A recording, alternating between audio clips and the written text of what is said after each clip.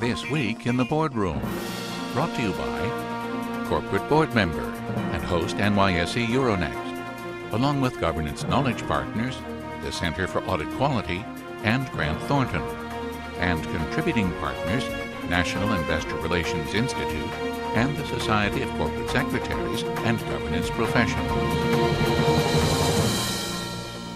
Welcome to this edition of This Week in the Boardroom. I'm TK Kerstetter with Corporate Board Member, and we have a very interesting topic today, something that we probably goes a little outside our bounds, but is nonetheless very, very important to boards of directors. And we're going to be talking about the market structure, and particularly in the market structure on how it relates to small cap companies. And with me is probably the expert in this area, and it's my pleasure to introduce David Weild, who's the head of capital markets for Grant Thornton. David oversees capital markets, providing strategy and insight into today's global capital markets group. David is also the chairman and CEO of Capital Markets Advisory Partners, a firm that specializes in providing equity capital markets advice to issuers. He is also the co-author of Market Structure is Causing the IPO Crisis and More, and also a wake-up call for America. And most recently has published a report titled The Trouble with Small Tick Sizes. Now, we're going to talk about that in a minute, Dave, on what that means. But let's first talk about the why the current market structure needs to be fixed, and particularly, which is of interest to a lot of our viewers, those that are small cap companies. Well, for a lot of reasons, it's if the stock market doesn't support companies once they go public adequately, then what happens is not enough companies get public, not enough capital is brought into new innovative companies. The venture model starts to back up because there's not an exit for it. So the rate of job formation in the United States starts to decline, and that's kind of the experience that we've had. Really, starting going back to the middle of the dot-com bubble, there were some structural changes that had unintended consequences. Expand on that a little bit, because we have people out there that probably don't understand that you're talking about, again, the lack of support, and right. There is no question that there has been a change in the environment as far as people listing and also having support in the U.S., correct? That's absolutely correct. I think if you look at the vast majority of companies, and people are shocked to understand that by institutional definitions that a sub-$2 billion market value company is a small cap company. Well, 81% of all publicly listed companies in the United States are small cap or smaller. In fact, the median equity market value of a publicly listed company in the United States is only $450 million, which is micro cap. And these companies only in the aggregate represent 6.6% of total market value, but they're incredibly important as sort of the on-ramp, if you will, the feeder system into ultimately the S&P 500, even Intel. ExxonMobil started out as small companies. In fact, when Intel went public in 1971, it was only an $8 million IPO. So the vast majority of companies lack for visibility, and so you can create visibility one of two ways. You can put it onto the backs of the management teams, or you can put it onto the backs of the marketplace, where equity research, equity salesmen, market makers, specialists all have an incentive to create visibility in the names. And so what we've done by making markets overly efficient is we've actually created a situation where visibility creation is now on the backs of the management teams, and what we've seen is an enormous proliferation in the demands on management time to do non-deal roadshows and the like. And it's an incredibly inefficient use of time, particularly in the middle of a great recession, when you want your management team spending more of their time managing the businesses and creating value for shareholders. So talk a little bit about why you went in and created this report, right, and what sort of the report showed. Well, I mean, the first one, which is why are IPOs in the ICU, demonstrated that contrary to popular wisdom, that the real drop-off in structural problems occurred way back in 1997 and 1998, which are 3 years before the decimalization. The most common culprits that people accuse of causing the problems are decimalization and Sarbanes-Oxley. And in point of fact, what we've been able to demonstrate pretty convincingly is that the problem started in 97 and 1998 with the introduction of something called the Order Handling Rules and Regulation ATS. Regulation ATS stands for Alternative Trading Systems, and this was really the dawn in the wholesale electronic stock market. It was sort of the massive shift where we went from what used to be a quote-driven market where traders could manage their risk to one which was electronically driven by smaller and smaller tick sizes. And so what we did overnight in 1998 is we went from a sales incentive in a quoted spread of 25 cents per share on average to a sales incentive that was only a 16th or 6.25 cents, which was the minimum tick size at the time for stocks over $10. Actually, it was a 32nd or 3.125 cents for stocks under $10. But what this did was it took all the economics out of the business. And so you couldn't compensate research analysts to get on the phone and market small cap companies. Increasingly, you couldn't market to the vast majority of long-only investors, institutional investors. You couldn't provide liquidity support services. And so what we've seen is that they've gone up market increasingly and abandoned sort of activity in all of Wall Street in progressively smaller companies. One of the things that you alluded to in the report is you sort of made a case on why this is particularly important for the Jobs Act and why you looked at it as sort of a three-legged stool and that this is one leg that's very critical. Talk a little bit about what you mean in the report about your three-legged stool. Many people believe that the Jobs Act, the motivation for the Jobs Act, was our early work. There were two papers in particular. One was called Why Are IPOs in the ICU, which was published in November of 2008, and then the subsequent paper, A Wake-Up Call for America. And what the first paper did was it demonstrated this rather sharp drop-off in 1998, before decimalization, before Sarbanes-Oxley, in the small IPO.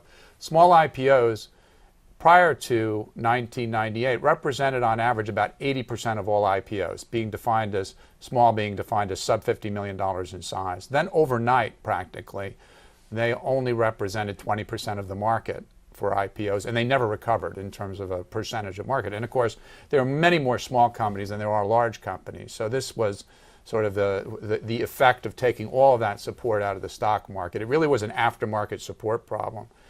And then if you fast forward, and by the way, that slide was taken out of that study and it was projected in Congress at the House Financial Services Subcommittee on Capital Markets. And another slide that was shared, which I think came out of A Wake-Up Call for America, actually showed that the number of listed companies in the United States has declined total 43.5%.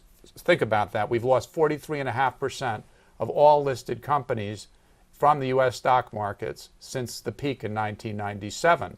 And in a rather telling way, every single year since 1997, we've net lost listed companies from the U.S. stock markets. There hasn't been one year when we've actually seen an uptick. Well, I know we have that slide out of the report. Let's put that up for a minute because I think it's very telling, and maybe you can just explain.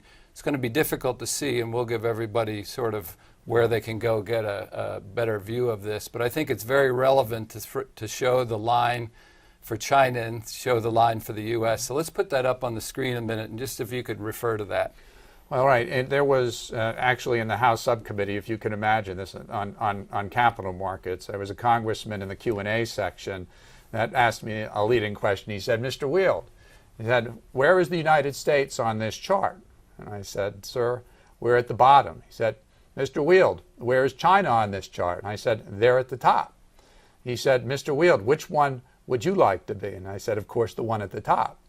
And so they made their point. This was sort of what instigated, I think, partly the Jobs Act, that people, even Patrick McHenry, who was the congressman from North Carolina that was the sponsor on crowdfunding, was citing our statistics in his stump speeches. And I know that was a vast majority. We spent a lot of time with the Vice Chairman of the House Subcommittee on Capital Markets, Congressman Schweikert of Arizona, who read everything that we gave him. I mean, he's been a real, I think, public servant, very vested in trying to fix market structures so that it works better for corporate issuers. Well, excuse me for not being the sharpest tool in the shed, but explain to me again and to our audience why tick sizes.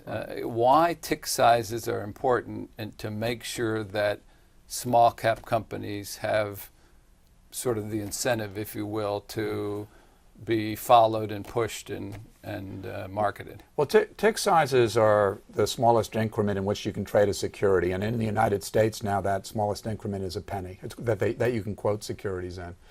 And if you go back years ago, the effective tick sizes, if you will, the minimum tick sizes were much larger. So that created sort of the economic opportunity for traders to risk capital. For if salesmen created order flow, they could actually profit from that order flow by the amount of the tick size. And so when you get down to numbers that are as low as a penny, that the smaller cap, more lightly traded stocks just become unprofitable. But what it also does, it has implications for large cap stocks too. That when you proliferate the number of ticks or price points in a stock, so you now have 100 price points to the dollar, it unleashes these waves of gaming where people step in front, high frequency trading. And all of a sudden, because major institutions don't want to have their orders picked off, they increasingly start to push order flow into dark pools. Right? So if you want transparency in markets, you could argue that if you had larger tick sizes or fewer price points, that you would have greater order depth, less quote flickering on the large cap stocks. But in the micro cap, small cap sector, that having that incremental incentive is essential to creating liquidity in these names so that institutional investors will take an interest in investing in those stocks.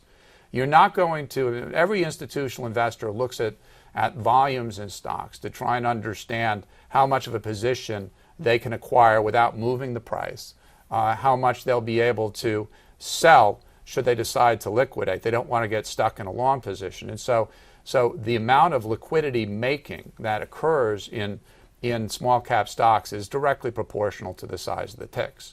So you could argue that micro cap, nano cap stocks should have a quarter point tick size in them. You could argue that probably the appropriate price, and that remains to be seen for a company with a $1 billion float, might be a nickel. And so what we've been arguing down in Washington is that we need to stop treating markets as if they're monolithic, one size fits all, that issuers deserve to be able to choose their own tick size. And for us, we'd love under circumstances, under certain tolerances, to even allow large cap stocks, because it's not outside the realm of reason that you might be able to significantly improve the market quality for a large cap S&P 500 traded stock by going to 3 cents or a nickel or something like that as opposed to a penny. So you've had good support by a lot of people in the know to this, but now we're speaking to our audience here that has a lot of, as you defined, a lot of small cap, a lot of micro cap sitting out there. And the question may be, how do we support this? How does the companies, how do the boards, how do the managements get behind to help give emphasis to this in Washington, so that because of the Jobs Act, because of what we need to do to build up our micro and small cap companies, what can they do? Well, one, they can start writing in their own voice. Congress and the SEC love to hear from management teams, that employers, if you will. And I think people make the mistake of having everything sanitized by their counsel.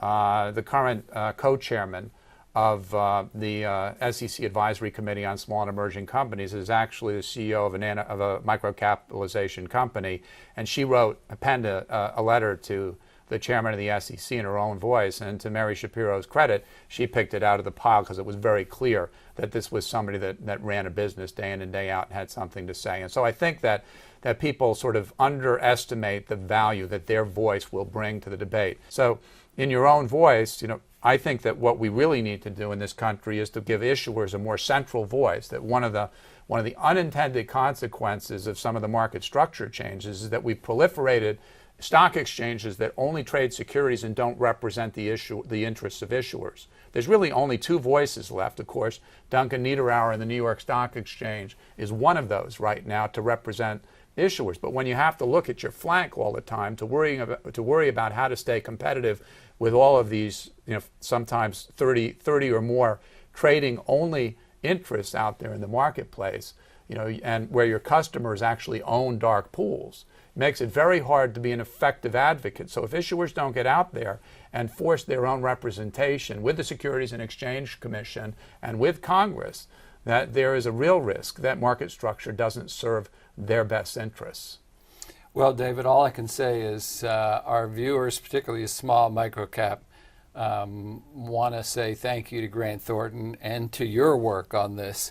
I hope they hear what you have to say, because I think anytime you talk in that, again, individual voice or then collectively as a lot of people responding, that helps move issues. Without that, it becomes much more harder to move. It takes a village. Yes. It takes a village. Well, listen, I also want, if anybody is interested in a copy of this, again, about the explanation about how this works and the tick sizes and a lot of the research that the Capital Markets Group at Grant Thornton has done, you can go to www.grantthornton.com/tick sizes. And that should be up on the screen when we close here today. And again, hopefully, David, thank you very much for your time today. Thank you, TK. And that'll conclude this edition of This Week in the Boardroom. We hope you'll join us next week when we'll take a look at another topic that'll help you be a better board member or committee member. And we'll see you then.